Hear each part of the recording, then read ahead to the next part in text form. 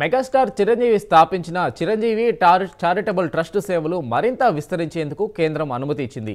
విదేశాల నుంచి విరాళాలు స్వీకరించేందుకు వీలుగా విదేశీ విరాళాల నియంత్రణ చట్టం కింద కేంద్ర హోంశాఖ అనుమతులు మంజూరు చేసింది. ఈ ఆమోదంతో ట్రస్ట్ కార్యకలాపాలు మరింత పెరగనున్నాయి.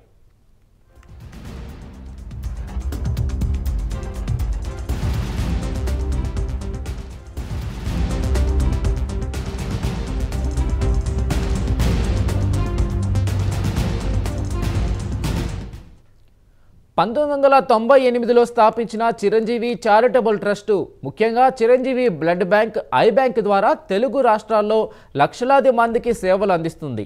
నిరంతర రక్తదాన శిబిరాలు, ఉచిత కంటి శస్త్రచికిత్సల ద్వారా ఎంతో మందికి అండగా నిలుస్తుంది. తాజా అనుమతులతో విదేశాల్లోని దాతల నుంచి కూడా విరాళాలు స్వీకరించే అవకాశం లభించింది. దీనివల్ల మరిన్ని ప్రాంతాలకు సేవలను విస్తరించవచ్చని ట్రస్ట్ చెబుతుంది.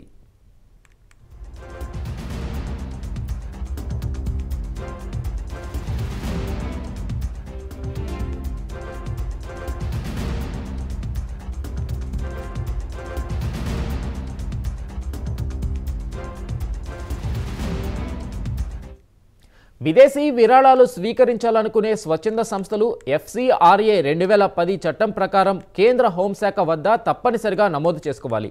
ఈ నిబంధనల మేరకు చిరంజీవి చారిటబుల్ ట్రస్ట్ చేసుకున్న దరఖాస్తును కేంద్ర హోంమంత్రి అమిత్ షా ఆమోదించారు. ఈ ప్రక్రియ ద్వారా విదేశీ నిధుల వినియోగంలో పూర్తి పారదర్శకత ఉంటుందని అధికారులు తెలిపారు. కేంద్ర ప్రభుత్వ నిర్ణయం పట్ల చిరంజీవి కుటుంబ సభ్యులు హర్షం వ్యక్తం చేశారు. ఇక ఈ గుర్తింపు తమ బాధ్యతను మరింత పెంచిందని, భవిష్యత్తులో సేవా కార్యక్రమాలను మరింత ఉత్సాహంగా ముందుకు తీసుకెళ్తామని తెలిపారు.